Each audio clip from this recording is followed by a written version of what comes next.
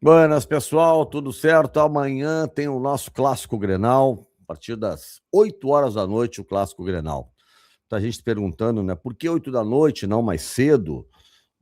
Não 6 da tarde, por exemplo. Primeira razão, porque 6 da tarde, horário de TV aberta. E o primeiro Grenal nunca em TV aberta. Não é culpa da federação ou da televisão, só acordo com os clubes, porque eles faturam também no pay-per-view.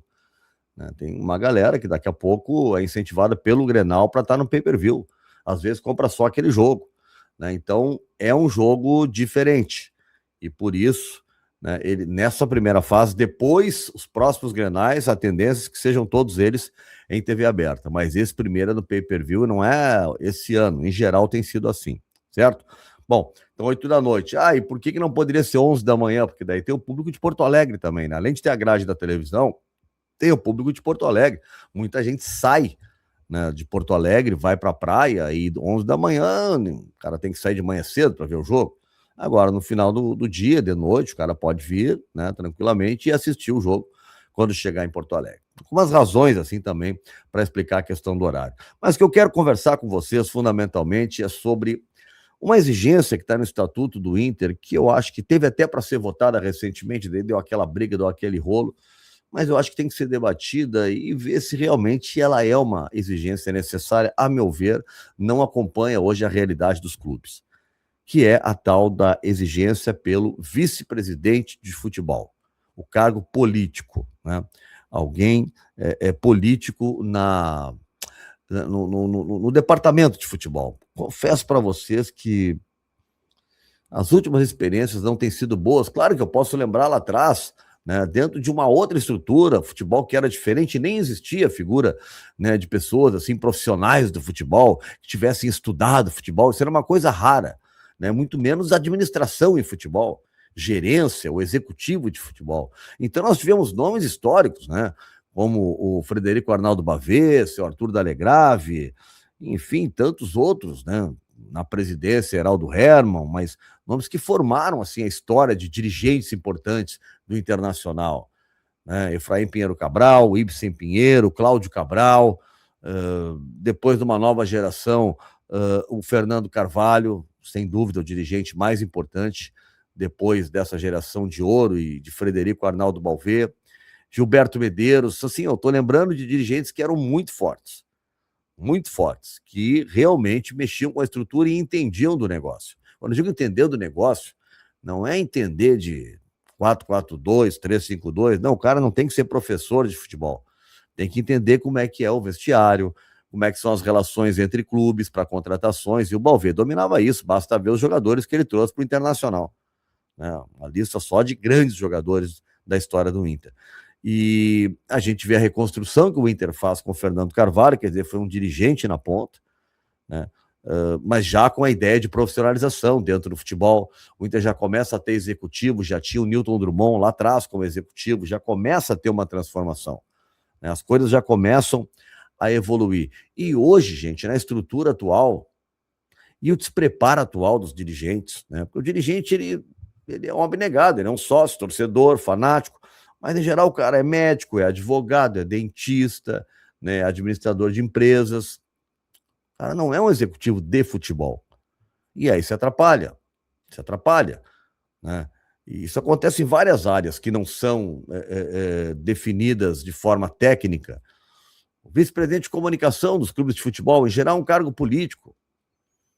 E chega um problema de crise, gestão de crise, o clube tem que se posicionar sobre isso, sobre aquilo, o cara não tem conhecimento técnico sobre aquilo. E, em geral, não deixa quem está atuando na comunicação tomar as decisões, porque ele é o vice-presidente, ele é que sabe do clube. Né? E isso no futebol muitas vezes acontece, o vice de futebol define quem vai contratar, né? Aí aparece o presidente e o vice com a nova contratação na frente, né? E isso eu acho que não é legal no atual modelo de futebol. Só que tu tem que ter um executivo que segure a onda. O Inter teve o Magrão, não tinha como. O Inter, tô pegando dessa geração, né? Lá atrás teve o Rodrigo Caetano, até o Barcelos foi vice de futebol com o Rodrigo Caetano. Mas o Rodrigo Caetano é um cara que tu entrega o futebol para ele e tal. Olha, basta ver na CBF, né? A CBF pode ter outros problemas, mas não, ele não é ele que escolhe treinador, essa coisa, são questões políticas. Agora, todo mundo que vai trabalhar na seleção sempre diz, a seleção estrutura para ela não falta. Isso é o cara que está dirigindo o futebol, que tem que ter essa percepção, né? Depois teve o Mazuco, né, junto com o D'Alessandro, não tinha essa relação de um cara para, né, hierarquicamente mandar, até se dizia que o Mazuco era um cara bacana, assim, mas se dava bem com todo mundo e tal, né, mas que não impunha muito, né, o seu estilo, a sua maneira, a sua... uma forma que pudesse determinar que ele é que estava mandando e não quem estava acima dele, né? E o D'Alessandro teve uma passagem, não, foi difícil para ele desvincular o ídolo do dirigente, então ficou muito, né, toda hora com atrito, e dava uma coletiva, e brigava, daqui a pouco se emocionava, e chorava, e não é isso. Talvez o Inter tenha descoberto no Fabinho, posso estar sendo prematuro, né, mas por isso que eu disse talvez, e por isso não tenha pressa ainda de cumprir essa exigência do estatuto, porque vai ter que ter o vice de futebol. O presidente é obrigado a nomear, isso é uma decisão estatutária do clube. O presidente não tem autoridade para dizer ninguém vai ser o vice de futebol, ele vai ter que nomear alguém, certo? Vai ter que fazer isso. E eu não sei se é necessário, né?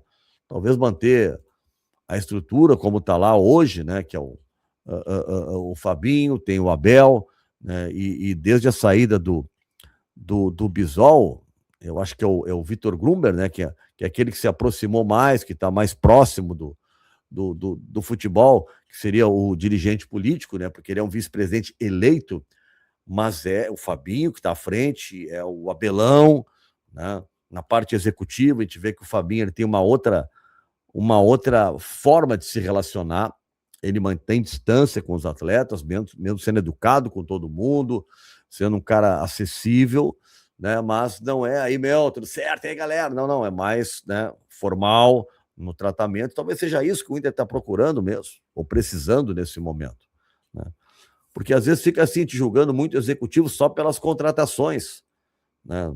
Tem que ver o que o cara está conseguindo, ele não faz isso sozinho, né? Pode ter certeza que os jogadores estão chegando, passaram pelo Abel, pelo Pesolano, pelos outros lá, assistentes, auxiliares, e, é claro, pelo Fabinho, né? Só que o Fabinho tem a tarefa dele é de desenvolver a negociação, levar adiante a negociação e fazer. Então, eu acho que essa questão, acho que o Conselho poderia, não vai acontecer agora, né? Não tem como, nem ambiente para isso, político no Inter, mas é algo que precisa ser revisto. O Inter precisa realmente ter essa figura do vice de futebol? Ou o Inter pode ter uma estrutura profissional de futebol, com profissionais de futebol tomando as decisões? Eu prefiro esse modelo como está hoje, tá? Esse modelo com dinheiro para gastar, meu amigo, clube organizado com dinheiro para gastar, eu acho que é o ideal, né? O problema desse modelo hoje é não dar certo porque é na escassez. É tendo que pegar o que tem no mercado, que sobrou e tal, e não escolher aquele realmente que tu quer. Então, esse é o dilema, né? Esse é o dilema, mas é a realidade do Inter. É o contexto, e todo mundo que veio para cá trabalhar sabia dessa realidade desde o início. Agora, o Inter é o Inter, é o seu tamanho, é a sua grandeza enquanto clube, é um tricampeão brasileiro, bicampeão da Libertadores, campeão invicto do Brasil, é campeão mundial. Então, esse Internacional, isso tu não vai, estamos sem dinheiro. Não. Esse é o clube que vai entrar em campo sempre. E aí ele tem que, né, por mais que ele esteja em dificuldades, ele tem que ter um time competitivo que represente essa história. E esse é o grande desafio. Esse é o grande desafio. O primeiro momento que a gente vai poder ver, e ainda é muito cedo, concordo para quem está dizendo isso, né? Ainda é muito cedo, mas é o Grenal. O calendário é assim, né? Esse ano é o pior de todos. Já tem Grenal amanhã. E na quarta-feira já tem o Atlético Paranaense. Então, assim, ó, não, é tudo às pressas. E esse time vai ter que se ajustando aos poucos, tá? Chegando jogadores e entrando, tendo tempo, mas pouco tempo. Chegou, meu. Tá carente o time naquela posição? Vai jogar a casa do Félix Torres. Tá escalado para amanhã. E eu não sei se não começa o Viagra. O Viagra é bom. O Vijagra jogando. O Viagra, o Vijagra, não sei se ele não começa jogando. Eu acho que sim. Porque essa é a dúvida. Vijagra ou Ronaldo? É a única dúvida que tem o Pesolano. No mais, o time vai ter o Rocher, Bruno Gomes, Félix Torres, Mercado e Bernabé. E aí no meio, Ronaldo ou Vijagra, Paulinho, Vitinho, Carboneiro. Não, Vitinho, Alan Patrick, Carboneiro e Borré. Esse é o time. Eu ontem até falei num vídeo na surpresa que pode apresentar o Pesolano. Bom, será realmente uma surpresa. Para mim, positiva. Seria tirar um cara de frente, o Vitinho eu tiraria nesse momento, e colocar ali, por exemplo, Bruno Gomes junto com o Paulinho e o Aguirre na direita. Talvez possa acontecer, pode acontecer, ninguém está vendo os treinos, mas quem tem informações, aposta nesse time que eu estou dando para vocês, né, com uma dúvida apenas, que é Ronaldo ou o Vijagra. Qual é a opinião de vocês? Que time vocês acreditam que o Pesolano vai escalar e qual ele deveria escalar? Deixa a tua opinião aí no canal, tá? E te inscreve no meu canal se não tá inscrito ainda, tá? Vamos crescer juntos aqui o canal. Seja membro também do canal do Nando. E vamos lá, né? Vamos lá, porque é um fim de semana totalmente especial. Afinal de contas, é fim de semana de Grenal. Esse canal tem o apoio do Sind Bancários. Sind Bancários, diga sim para quem defende você. E vai ser lá na sede do Sind Bancários nos próximos dias, talvez do mês que vem, a gente está organizando. Mas chega da gráfica nessa segunda-feira agora, as Crônicas de um Radialista em Fuga, que é um livro que eu vou estar lançando pela editora Sulina. Daí eu vou avisar aqui, vou convidar todo mundo, quero todo mundo lá, tá, no dia do lançamento. Tá certo? Vamos falando. Abraço. O sindicato está onde a categoria está, na mesa de negociação, garantindo reajustes e benefícios, nas agências, combatendo o assédio e as metas abusivas, na justiça, defendendo direitos, e está nas ruas, mobilizando por respeito e valorização. Há mais de 9 décadas, o Sind Bancários é o escudo da categoria, a força que protege conquistas e faz novas vitórias acontecerem. Sind Bancários, diga sim para quem defende você.